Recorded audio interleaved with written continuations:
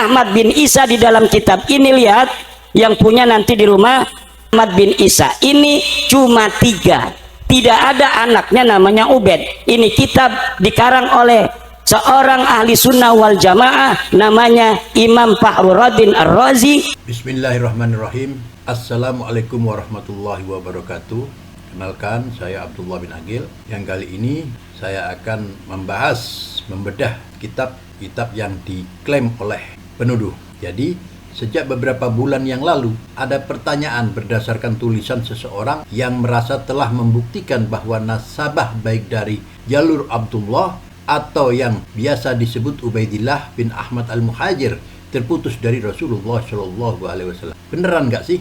Ini diambil dari Risalah Ahlul Bait dan Nasab Ba'alawi yang dirilis oleh Rabithah Alawiyah. Penuduh mendasari pernyataannya dari setidaknya 2 kitab yang dijadikan hujah, yakni sejarah yang diklaim karya Imam Fakhruddin, dan dikatakan bahwa dalam kedua kitab tersebut tidak ada nama Ubaidillah bin Ahmad al-Muhajir, ayah dari Alawi yang wafat abad 4 Hijriah, datuknya para Alawiyin. Bahkan dikatakan bahwa nama Ubaidillah adalah fiktif yang diada-adakan. Wow, yuk kita bedah satu persatu.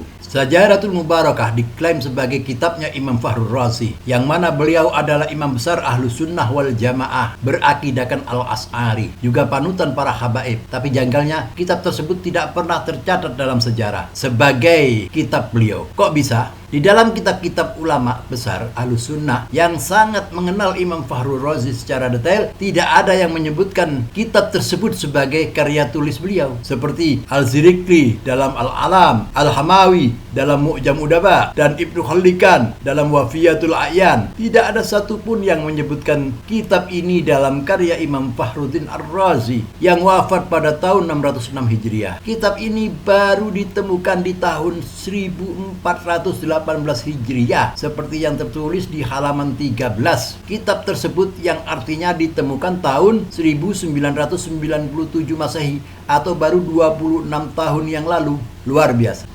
Ternyata yang mengatakan kitab ini sebagai kitab Imam Fakhruddin sebagaimana tertulis pada kitab tersebut di halaman 12-nya bernama Al-Mar'asi An-Najfi, yang menemukan kitab tersebut dan memerintahkan muridnya Mahdi Ar-Raja'i mentahqiq atau menulis kembali kitab ini. Kok bisa kitab tersebut tersembunyi dan baru muncul 812 tahun setelah wafatnya Imam Fakhruddin? Jika memang penuduh yakin, maka datangkanlah kepada kami satu bukti tertulis pada abad 7, 8, 9 atau bahkan 10 Hijriah dari ulama Ahlus Sunnah ternama yang menyebutkan ini adalah kitab Imam Ar-Razi. Dan bagaimana mungkin menisbatkan kitab yang baru ditemukan kemarin sore sebagai kitab abad ke-6? Penuduh cenderung selalu menghindar dari pertanyaan ini. Penuduh berdalih bahwa si penemu kitab dan pentahqiqnya pun pada halaman 11 mengakui bahwa beliau terkejut saat menemukan kitab ini. Dan gak perlu penuduh meminta Rabithah Alawiyah ngecek ke perpustakaan Istanbul, karena Rabithah tidak dalam keraguan sedikit pun. Justru penuduh yang harus mendatangkan bukti dari abad awal. Apalagi banyak kejanggalan pada kitab tersebut, seperti banyaknya nama-nama besar yang tidak tercatat, seperti Syekh Abdul Qadir Al-Jailani yang hidup sezaman dan sewilayah dengan Imam Ar-Razi, justru tidak tercantum dalam kitab tersebut, dan banyak nama-nama lain. Bahkan pada halaman 92 disebutkan Imam Ar-Razi sosok ulama besar Ahlus Sunnah justru dikatakan meyakini Imam 12 Syiah dan mengatakan Imam Mahdi sudah lahir menunggu pembebasan. Jadi sangatlah wajar jika banyak pihak yang 1000% meragukan kitab tersebut sebagai tulisan Imam Fakhruddin. Uniknya lagi adalah baik Mahdi Ar-Raja'i selaku pentahqiq dan Mar'asi An-Najfi selaku penemu sama-sama punya kitab nasab tulisan mereka sendiri yang mengakui nasab Ubaidillah bin Ahmad, bahkan menuliskan pengakuan ketersambungan ke Rasulullah Shallallahu Alaihi Wasallam. Satu fakta yang tidak banyak dibahas. Oke, satu hujah penduduk kita coret dulu. Lanjut hujah kedua, kitab Tahzibul Ansab. Kitab ini karangan Syekh Ubaidili. Beliau adalah seorang ahli nasab yang mana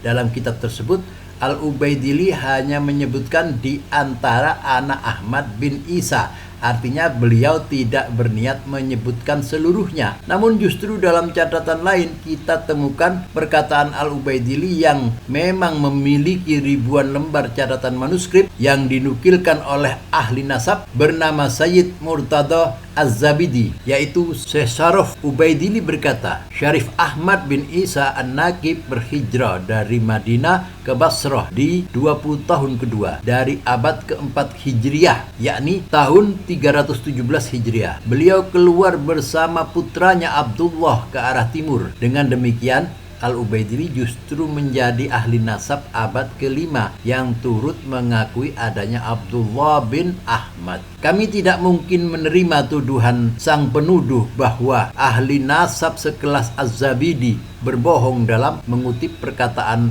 Al-Ubaidili tersebut. Sekarang dua hujah tersebut sudah kita bahas. Nah, sekarang gantian. 1. Mampukah penuduh mendatangkan bukti dari abad 7, 8, 9, 10, 11, 12 atau bahkan 13 bahwa ada ahli nasab yang mempertentangkan kebenaran nasab Alawiyin? Perlu diketahui bahwa tidak ada satupun ahli nasab terdahulu yang mengingkari nasab tersebut. 2. Ilmu nasab sudah baku dan disepakati oleh seluruh mazhab tentang syarat penetapan suatu nasab. Lalu penuduh membuat-buat suatu syarat, yakni harus ada kitab yang ditulis di zaman tersebut. Pertanyaannya, ahli nasab mana yang mengatakan kaidah tersebut adalah syarat isbat suatu nasab? Lalu kenapa penuduh membuat syarat atau kaidah baru yang tidak dikenal dalam ilmu nasab sebelumnya? Dapatkah penuduh mendatangkan satu saja ahli nasab terdahulu dari mazhab manapun yang mengatakan hal tersebut sebagai syarat penetapan nasab? Pertanyaan-pertanyaan tersebut dihindari oleh penuduh yang lalu berusaha beralih ke pembahasan lain. 3. Dan kata siapa Imam Ubaidillah hilang fiktif selama 500 tahun lebih? Jika mau sabar dalam mempelajari nasab tersebut, disebutkan oleh catatan nasab dari kalangan Alawiyin, tapi mengingat penuduh tidak berkenan dengan catatan nasab dari kalangan Alawiyin, mari kita lihat sebagian dari banyaknya bukti tertulis oleh para ulama ternama dari zaman ke zaman yang mengakui nasab Alawiyin, termasuk Abdullah bin Ahmad, seperti Al-Janadi yang telah menyebutkan nasab Abdullah bin Ahmad. Dalam kitab As-Suluk karya Al-Janadi telah disebutkan nasab Abdullah bin Ahmad. Lalu penuduh hendak mengecoh dengan mengatakan Abdullah yang di kitab dan Ubaidillah adalah orang yang berbeda. Oke, nggak apa-apa. Maka siapakah Abdullah yang dimaksudkan oleh penuduh? Sebutkan bukti sejarah. Makamnya di mana? Juga sebutkan keturunan Abdullah yang dimaksudkan penuduh hingga lokasi mereka saat ini. Termasuk juga siapa Abul Hasan Ali bin Jadid yang disebutkan oleh Al-Janadi tersebut, disertai bukti-bukti sejarahnya. Ditambah lagi statement menggelitik seperti Ba'alawi yang tercatat pada kitab terdahulu, beberapa dengan Ba'alawi yang sekarang. Maka datangkanlah bukti sejarah bahwa ada kabilah lain di Hadramut yang juga disebut Ba'alawi, dan ada kelompok lain yang nasabnya seperti disebutkan Al-Janadi dan lainnya, disertai lokasi makamnya, sejarahnya, juga data keturunannya. Al-Yafi'i Al-Malikul Afdal yang juga menyebutkan nasab Abdullah bin Ahmad. Ali bin Hasan Al-Kharaji juga meneruskan nasab yang sama. Al-Husain bin Abdurrahman Al-Ahdal yang menuliskan nasab keturunan Abdullah bin Ahmad. Abil Abbas Ahmad As-Saraji Az-Zabidi yang turut menyebutkan nasab Alawiyin yang tersambung. Imam As-Saghawi yang menyebutkan nasab yang bersambung pada Ubaidillah bin Ahmad. Imam Ibnu Hajar Al-Khaitami, ulama besar yang juga ahli nasab, yang turut menyebutkan sanadnya bersambung ke Ubaidillah bin Ahmad Al-Ayasi, yang menyebutkan nasab yang bersambung hingga Ubaidillah bin Ahmad. Syekh Al-Muhibbi dalam kitabnya Khulafatul Athar menuturkan keluarga Ba'alawi dinisbatkan kepada Alwi.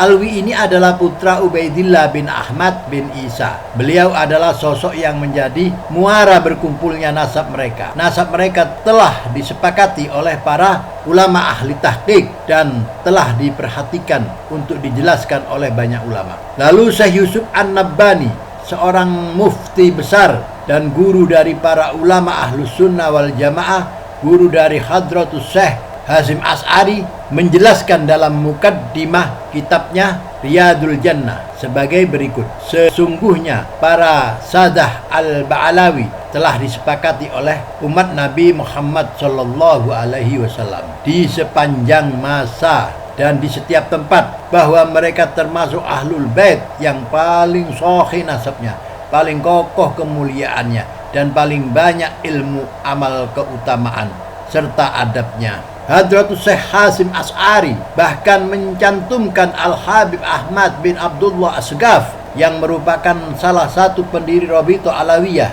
dalam Qonun Asasi saat pendirian Nahdlatul Ulama. Kita tentu tidak merasa perlu meyakinkan penuduh untuk mempercayai dan menghargai para ulama-ulama tersebut, karena mereka semua bagai matahari di siang hari yang dikenal luas kejujuran dan keilmuan. Tidak mungkin para ulama-ulama besar tersebut sengaja berbohong bersama-sama dan tidak berusaha memastikan informasi yang mereka sampaikan. Apalagi Rasulullah SAW menyampaikan ancaman neraka bagi yang berbohong atas nasab. Sejarah Alawiyin yang telah jelas disertai lokasi makam dan tempat bersejarah mereka yang terjaga hingga kini. Dapatkah penuduh sebutkan satu saja ulama atau ahli nasab terdahulu di Hadramut yang menafikan bukti-bukti sejarah tersebut? Lalu apakah catatan nasab Rabithah Alawiyah diakui ahli nasab dan Naqabah internasional? Tentunya tidak hanya sekedar surat dengan cap dan tanda tangan. Hubungan dengan ahli nasab dan Naqabah di Yaman terjalin dengan baik. Naqabah Mesir yang beberapa kali berkunjung ke Rabithah Alawiyah, Naqabah Al-Idrisi, Al-Hasani, Libya yang memiliki hubungan baik dengan Rabithah Alawiyah. Syekh Dr. Muhammad As-Suhumi Al-Idrisi bahkan mengatakan, bisa saya katakan bahwa paling bagusnya Rabithah dari semua Rabithah yang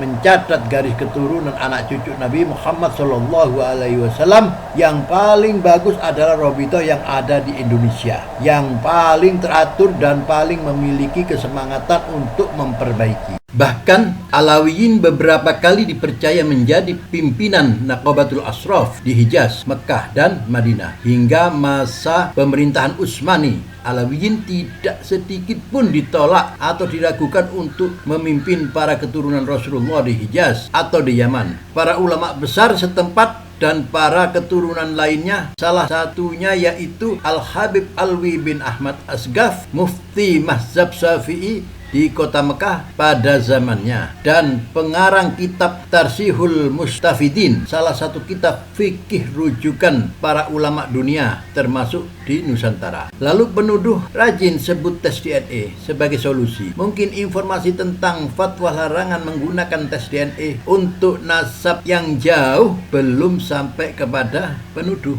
yakni Lembaga Internasional Rabithah Alam Islami di Hijaz, Darul Iftah Qatar, dan Darul Iftah Mesir yang telah memberikan fatwa melarang isbat nasab jauh melalui tes DNA, atau menuduh jumlah keturunan ke-3844 sebagai tidak logis. Maka penuduh perlu melihat jumlah keturunan dari jalur keturunan Rasulullah lainnya selain Alawiyin yang ternyata juga dirinci yang sama. Karena coba-coba hitung pakai kalkulator, ternyata justru beresiko malah jadi menafikan adanya keturunan Rasulullah SAW. Tidak disebutkannya sebuah nama pada suatu kitab nasab tidak dapat diartikan orang tersebut tidak ada atau bahkan fiktif, karena terdapat ulama dan ahli nasab thiqah lain yang menulis dan menambahkan. Bukti bahwa nasab tersebut sudah memenuhi syarat suhra wal istifadah juga tidak terbantahkan dengan tidak adanya penolakan dari abad ke abad. Juga diakui oleh para ulama besar dan ahli nasab dari masa ke masa. Maktab Daimi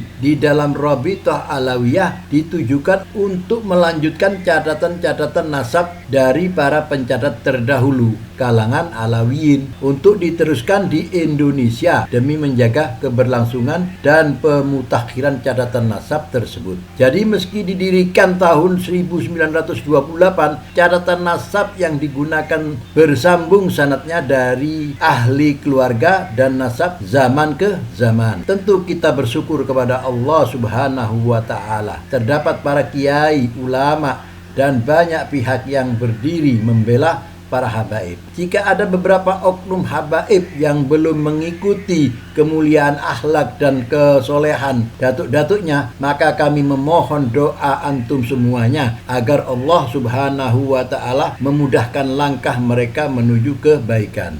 Dan kepada para habaib yang telah berusaha melanjutkan estafet keilmuan, akhlak juga kontribusi bermasyarakat sebagaimana datuk-datuknya, maka kami mohon doa agar mereka pun diberi kekuatan oleh Allah untuk dapat istiqomah. Rasulullah Shallallahu Alaihi Wasallam bersabda, barang siapa mengaku-ngaku nasab atau keturunan yang dia sendiri tidak mengetahuinya, maka jadi kafirlah ia kepada Allah. Dan barang siapa mengingkari nasab walaupun samar nasab itu, maka kafirlah ia kepada Allah. Barang siapa yang mengaku ayah kepada selain ayahnya atau bersandar kepada yang bukan walinya, maka laknat Allah juga para malaikat dan semua manusia menimpa mereka. Dan pada hari kiamat Allah tidak akan menerima dari mereka baik yang fardu maupun yang sunnah. Kita justru banyak melihat kalangan Alawiyin melahirkan banyak ulama, orang-orang soleh, wali-wali besar, dan banyak yang berakhir husnul khotimah dengan wafat setelah syahadat dalam kondisi sholat, membaca Al-Quran maupun ibadah lainnya, jauh dari tuduhan kaum terlaknat atau pembohong. Namun kami peringatkan, janganlah kita mencaci para penuduh, menghina mereka atau berlaku kasar pada mereka, karena setiap manusia pasti berbuat kesalahan, dan kesalahan tidak menjadikan